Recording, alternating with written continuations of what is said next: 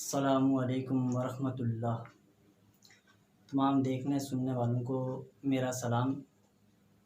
उम्मीद है आप सब खैरियत से होंगे। जैसा कि मैं पहले वीडियो में बता चुका हूं कि आज मैं रमज़ानुल मुबारक के हवाले से कुछ अहम मसाइल पेश खिदमत करूंगा आपके लिए, जिसमें जो है तो रोज़ा टूटने की जो वजूहात हैं, जो हालत हैं, जो उस पर मसले हैं, उनको डिस्कस करेंगे। तो उसके लिए जो है तो कि सबसे पहले 5 ऐसी चीज़ें हैं जिनसे अगर कोई चीज़ दाखिल होती है बदन के अंदर तो वो रोज़ा टूट जाएगा।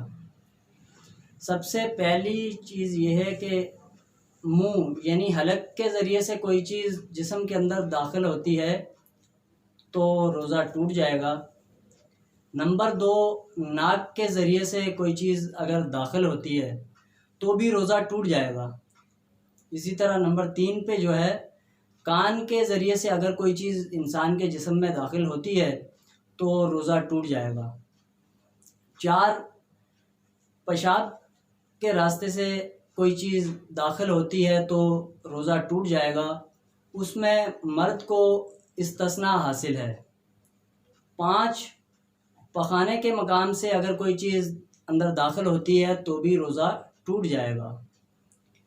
अब रोज़ा जानबूझकर तोड़ने या रोज़ा टूट जाने की सूरत में जो कफ़ारा है वो पे दर पे 60 रोज़े रखने का है, जो मैं पहली वीडियो में आपको बता चुका हूँ कि लगातार बग़ैर वक्फे के, यानी कि उसमें कोई दिन भी आप नागा नहीं कर सकते और 60 रोज़े रखेंगे और एक रोज़ा कज़ा का 61 रोज़े मिला के ये एक रोज़ा तोड़ने का कफ़ारा है।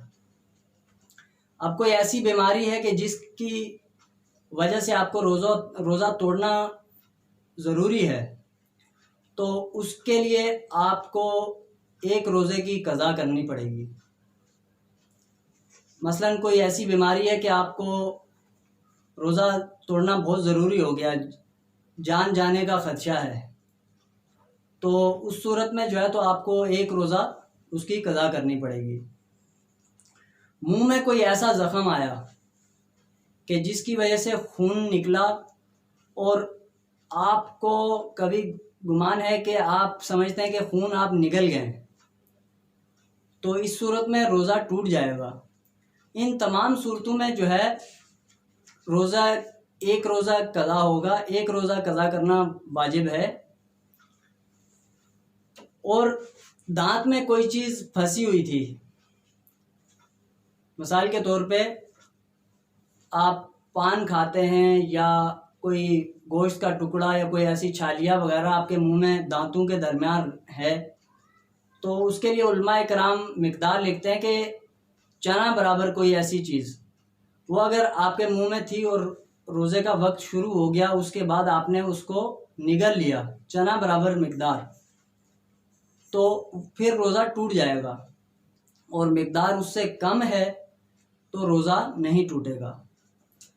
इसी तरह ज़र्रा कोई ऐसा है कि आपने निगल लिया तो उससे रोज़ा नहीं टूटेगा, लेकिन ज़र्रा अगर आपने मुंह से निकाला, वापस मुंह के अंदर रख लिया और फिर निकल गए तो इस सूरत में रोज़ा टूट जाएगा।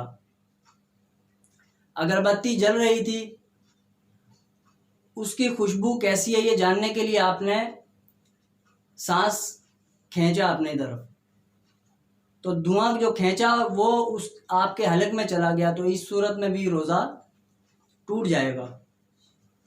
अब इसी तरह रास्ते से गुजर रहे थे, गाड़ी का धुआं दानिस्ता तौर पे आपके हलक में चला गया तो रोज़ा नहीं टूटेगा। हाँ, अगर जानबूझ के वो धुआं आपने खींचा है तो रोज़ा टूट जाएगा। यही हुक्म खाना पकाने वालों के लिए भी है। रोज़े की हालत में लुबान और अगरबत्ती जलाने से परहेज़ करें। फ़कीर किस्म के लोग जो दुकानों पर लुबान और की धुनी देते फिरते हैं तो उन्हें भी सख्ती से मना फरमाएं। इतर लगाने से रोज़ा नहीं टूटेगा, क्योंकि इतर के सूंघने से उसके कोई अज्जा पेट के अंदर दाखिल नहीं होते।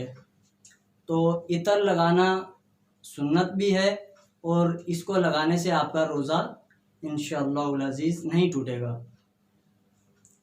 एक और मसला है, एक शख्स नहा रहा था और उसके नहाने के दौरान नाक में पानी चढ़ाया या वज़ू करते दौरान नाक में पानी चढ़ाया, तो पानी जो है आपके दिमाग हलक पानी आपके दिमाग में पहुंच गया या गरारा करते हुए हलक में पहुंच गया, दोनों सूरतों में रोज़ा टूट जाएगा। अब दिमाग में पानी कैसे पहुंचेगा, उसकी अलामत ये है कि एक दिमाग के अंदर आपको एक तलखी महसूस होती है, जिससे मालूम हो जाता है कि पानी आपके दिमाग तक पहुंच गया है। तो ऐसी सूरत में रोज़ा की क़ज़ा करना आप पे वाजिब है। आप सो रहे थे और एहतलाम हो गया, ऐसी सूरत में रोज़ा नहीं टूटेगा। अब भी रोज़ा नहीं टूटेगा। अमूमन बंदा रात को नापाक हो जाता है, तो ऐसी सूरत में उसको चाहिए कि वो सहरी से कबल गुस्ल फरमा ले, ताकि उससे आपको गरगरा, जिसको गरारा आम ज़बान में कहते हैं, वो करने में भी आसानी होती है और नाक में पानी चढ़ाने में भी आपको आसानी होगी। अलबत्ता ऐसा भी है कि आप ऐसे टाइम पे उठे कि सहरी का वक्त ख़त्म होने वाला है, चंद मिनट बाकी हैं और आप अगर गुस्ल करेंगे तो सहरी निकल जाएगी। तो ऐसी सूरत में यह है कि आप जल्द अज जल्द गरगरा करें, गरारा, और नाक में पानी चढ़ाएं और जल्दी से सहरी कर लें, और उसके बाद सहरी के फ़ौरन बाद आप पूरा गुस्ल कर लें, जिस्म पे पानी डालें। तो ऐसी सूरत में आपका गुस्ल भी हो जाएगा और आपका रोज़ा भी इंशाअल्लाह हो जाएगा। अगर कान में पानी डाला नहाते वक्त तो उससे रोज़ा नहीं टूटेगा। अलबत्ता अगर जानबूझ के कान के अंदर कोई दवा या तेल वगैरह डाला है तो उस सूरत में रोज़ा टूट जाएगा। हमारे यहाँ एक बीमारी ये आम निकल पड़ी है कि रेडियो और टीवी पर जो अज़ान की आवाज़ आती है तो हम रोज़ा जब तक बंद नहीं करते जब तक कि अज़ान शुरू ना हो या अज़ान ख़त्म ना हो। यहाँ तक भी है कि कई लोग अज़ान ख़त्म होने का भी इंतज़ार करते हैं कि अभी वक्त है। देखें प्यारे भाई, और जो सहरी का वक्त है वो ख़त्म होने के बाद अज़ान दी जाती है। अज़ान नमाज के लिए है, अज़ान रोज़ा बंद करने के लिए हरगिज़ नहीं है।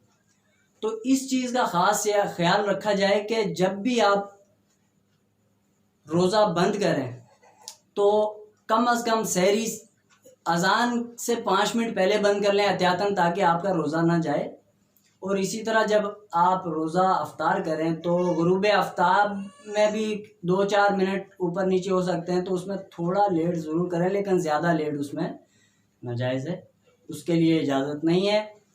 मुझे उम्मीद है कि आपको मेरा बयान ये पसंद आएगा। कुछ मसाइल आपके थे जो मैंने आप तक पहुँचाए, और आपको अच्छे लगें तो इनको दूसरों तक भी पहुँचाएँ। इंशाअल्लाह मैं अगले टॉपिक में मैं आपको बताऊंगा कि रोज़ा किन चीज़ों से नहीं टूटता। वो बहुत सारी ऐसी चीज़ें। इसी तरह बच्चों के मसाइल के रोज़ा बच्चों पे कब फ़र्ज़ होता है। अब बच्चा जो है तो जब उनकी बलूगियत ज़ाहिर होने लगे तो रोज़ा उन पे फ़र्ज़ हो जाता है, उनसे ज़बरदस्ती रखवाया जाता है। इसी तरह आप उन बच्चों को जो है तो नमाज की तरगीब भी दें, अपने बच्चों को तालीम ज़रूर दें दीन की। दुनियावी तो आजकल देने के लिए हर एक जगह पे आप जहाँ जाएं दुनियावी तालीम देने के लिए अच्छी अच्छी हमारे पास फ़ीसें भी हैं। हम अच्छे से अच्छा उनको ड्रेस भी पहुंचाते हैं, ड्रेस भी देते हैं, अच्छा उनको अच्छी किताबें भी दिलाएंगे। लेकिन जहाँ पे मदारिस की बात आएगी, जहाँ पे हमारे उल्मा की बात आएगी, तो वहाँ पे हम बहुत पीछे हैं इन मामलात में। मसाजिद, मदारिस, इन मामलात में हम बहुत पीछे हैं। दीन के मामलात में हमने दीन के मामलात में सबसे आगे होना है। दुनियावी मामलात, ये दुनिया फ़ानी है, दुनिया फ़ना होनी है, दुनिया ख़त्म हो जाएगी। लेकिन दीनी मामलात ऐसे हैं कि ये इंशाअल्लाह अज़ीज़ आपको मरने के बाद काम आने वाली चीज़ है। अपने बच्चों को हिफ्ज़ करवाएं, हाफिज़ कुरान बनाएं और उनको दीनी मामलात जो कुरान और हदीस को उनको सिखाएं, ताकि वो उनके पास ऐसी तालीम आए कि जो उनकी दुनिया और आखिरत का ज़रिया बने। इसी तरह हाफिज़ कुरान की तो माशाल्लाह क्या उसकी क्या भार है कि आप देखेंगे एक हाफिज़ कुरान है तो उसको अल्लाह तबारक व तआला ने ईशान अता फरमाई कि उसके वालिदैन को सोने का ताज पहनाया जाएगा और वो बरोज़े क़यामत माशाल्लाह क्या किस अफजल ओहदे पे बैठे हुए होंगे। मुझे उम्मीद है कि आपको मेरी वीडियो पसंद आएगी। इंशाल्लाह अगले, ये हमारा रमज़ान का ही टॉपिक चल रहा है, रमज़ान के हवाले से जितने ही मसाइल हैं, अगर आपका कोई ऐसा मसला है तो आप मुझे कमेंट्स में शेयर कर सकते हैं कि मैं उस पर भी आपको डिस्कस करके इंशाल्लाह उसका मसला भी बता दूंगा। जब तक के लिए इजाज़त चाहूँगा। अस्सलामु अलैकुम वरहमतुल्लाह। दुआओं की दरख्वास्त तमाम लोगों से है। कोरोना वायरस की वजह से जो लोग परेशान हैं उनके लिए ख़ास दुआ है, अल्लाह तबारक व तआला उनकी बीमारियां दूर फरमाए। आमीन बिजाइन नबी अल अमीन सल्लल्लाहु तआला अलैहि वसल्लम।